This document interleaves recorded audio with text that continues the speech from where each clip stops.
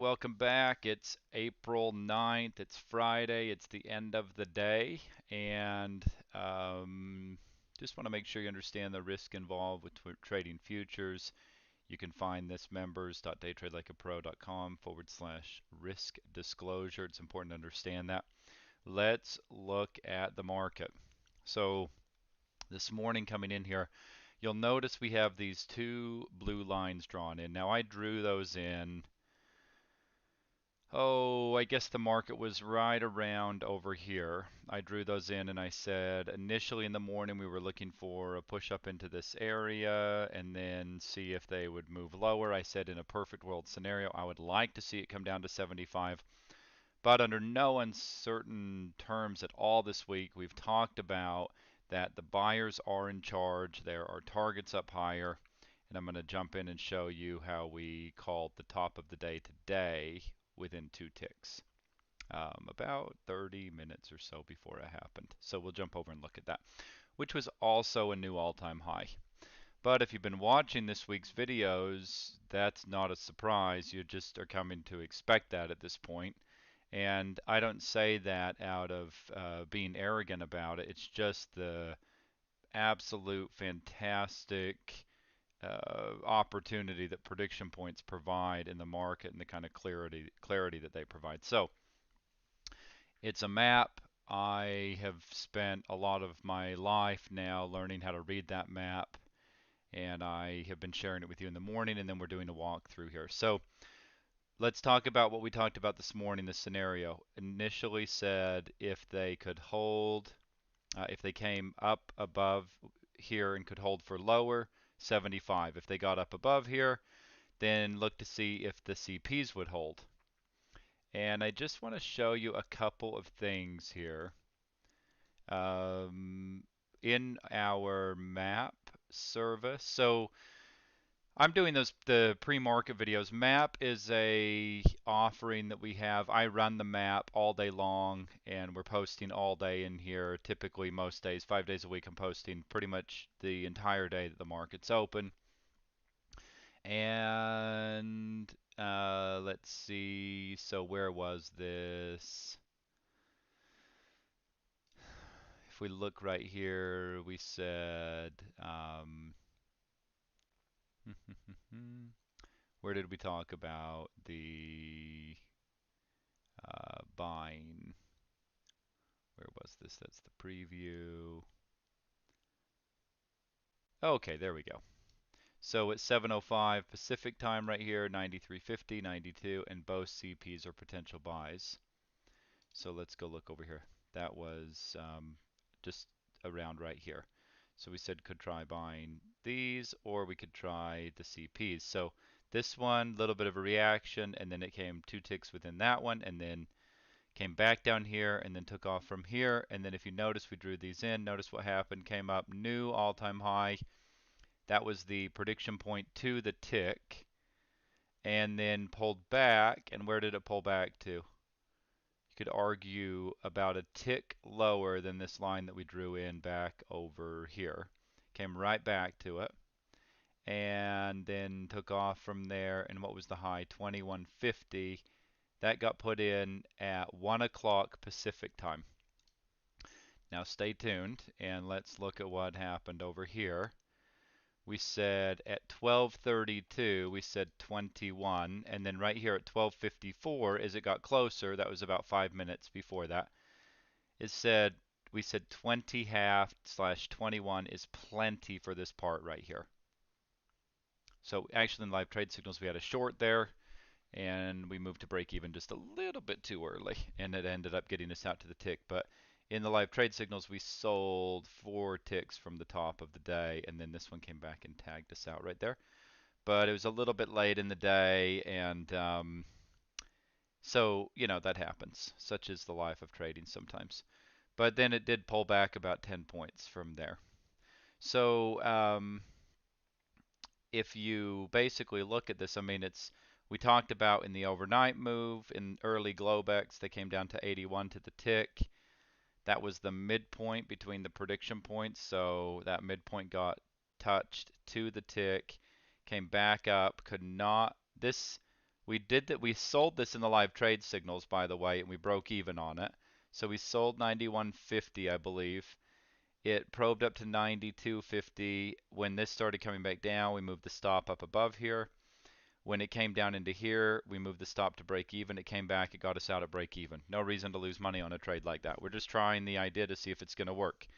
We're not getting married to it forever. We're just going to try it. So we tried it. It didn't work. It came up to here. Not a big surprise. We had the KP right here at 95.50. This was kind of the last chance for lower. If you look over here, there was a swing high at 96.50. 96.50 right there, just within 4 ticks of the KP. It did pull back. This held, that held. So if you look at it on the way back, let's just kind of zoom in a bit here and kind of see how this all went. So it came back, this held, and then that held for lower, and then it came down here, that held for higher, that held for lower, this held for higher, came back up to here, came down to here. I mean, this is just really unbelievable. I mean, you could literally map all of this out ahead of time, which is pretty much what we do every day. And then uh, finally did come back down here. And then what happened, came up to here, came back, tested this KP to the tick right there. And then where did it move? Up to here. And then notice what happened next, up to there. And then where did it go from there? We said up to 21.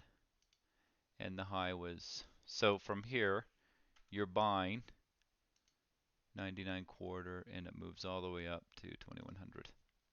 And then what does it do after that? It comes back down to key turns and within a tick of the CP. So if the markets are random, and we've been doing this all week long, you've seen, then we are just really good guessers at this, you know. Or the markets just are not random, and these things can be known ahead of time. So there you have it. So this is something that, you know, as the market, as things change in the market.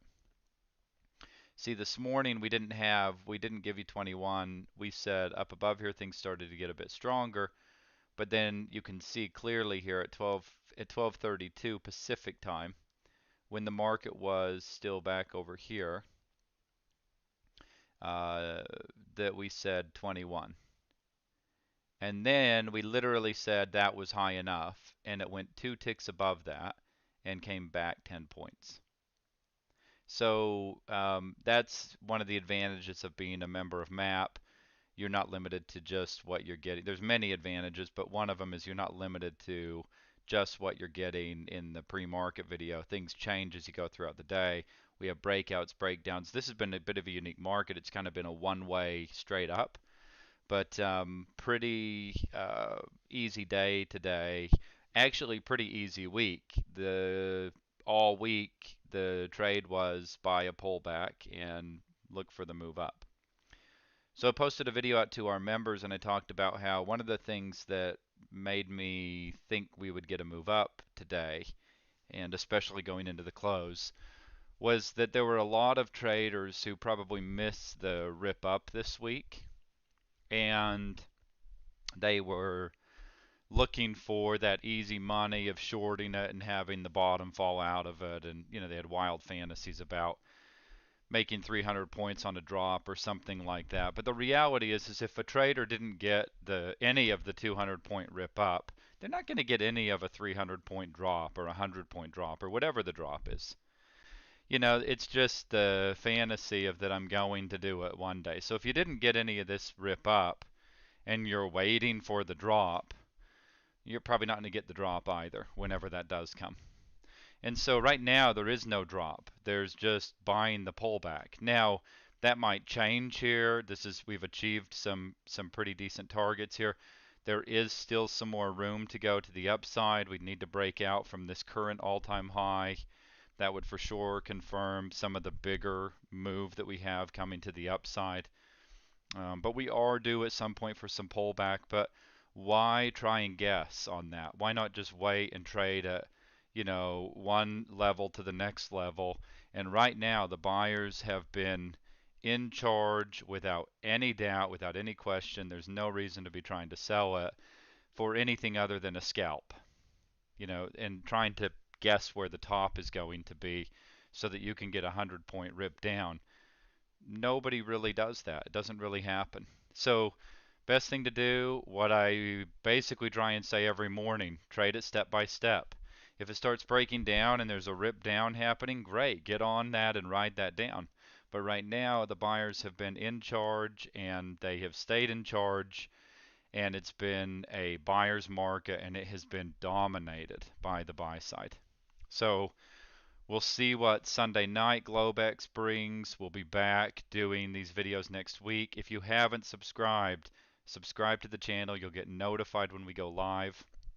And we'll be back here on Monday morning doing the review on Monday. Hope everyone has a fantastic weekend, and we will talk with you on Monday.